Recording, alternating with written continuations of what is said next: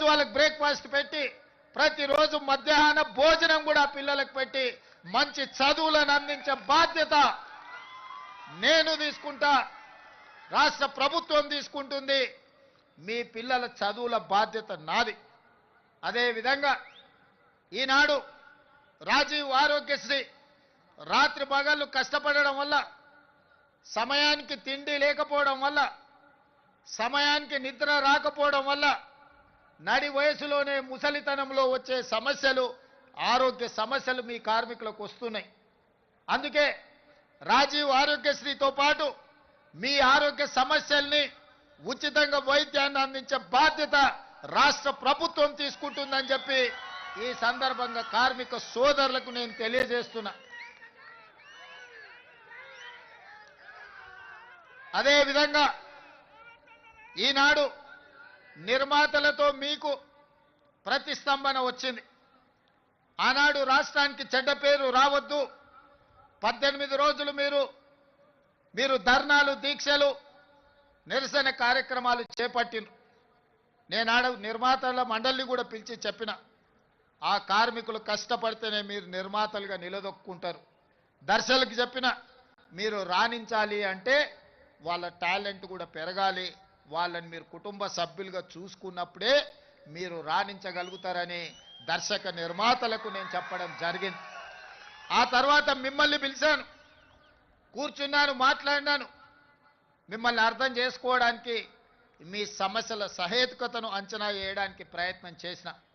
అందుకే ఈనాడు మీతో కలిసి ఆ రోజే చెప్పిన, నేను నా ఇంటికి మీరు రావడం కాదు, మీ ఊరైన కృష్ణానగర్కి నేనే వస్తా.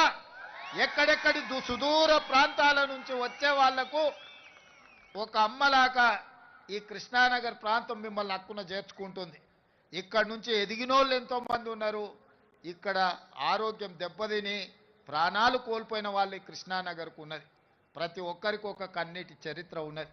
అందుకే ఈ కష్టాలను వీలైనంత మేరకు 100కి 100% తీరుస్తానని నేను చెప్పను. ఎందుకంటే నేనేం దేవుడిని కాదు, మానవుడినే. తప్పకుండా ప్రభుత్వం చేయగలిగిన పనులు తప్పకుండా చేసే బాధ్యత నేను తీసుకుంటా. అదేవిధంగా వేదిక మీద ఉన్న మిత్రులకు, మీ సంఘ నాయకులకు సూచన చేస్తున్నా, కార్మికుల కోసం ఒక వెల్ఫేర్ ఫండ్, ఒక వెల్ఫేర్ కోసం ఒక వ్యవస్థను ఏర్పాటు చేసుకోండి.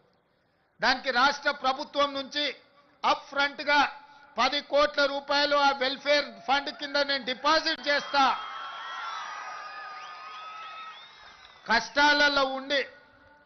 కష్టాలలో మరణించే కార్మికులను ఆదుకోవడానికి ఆ నిధిని ఉపయోగించండి.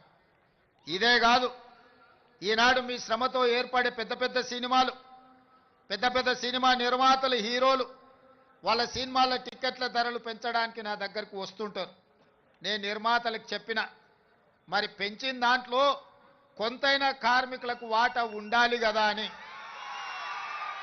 రాష్ట్ర ప్రభుత్వం సినిమా టిక్కెట్ల ధరలు పెంచితే హీరోలకు ఆదాయం వస్తుంది, నిర్మాతలకు ఆదాయం వస్తుంది.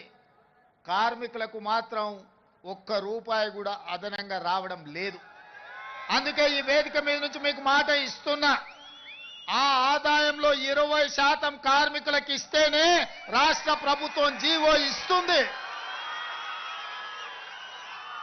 మీ శ్రమతో సంపాదించే ప్రతి రూపాయిలో మీకు వాటా ఉండాలి, మీకు భాగస్వామ్యం ఉండాలి.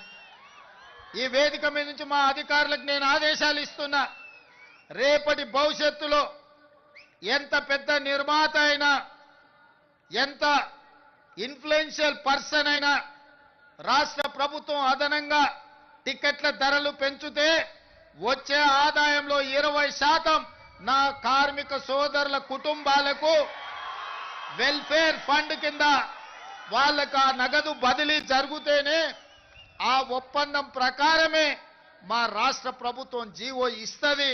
ఈ నిబంధనలు నేను సవరిస్తానని చెప్పి ఈ సందర్భంగా కార్మిక సోదరులకు నేను మాట ఇస్తున్నా.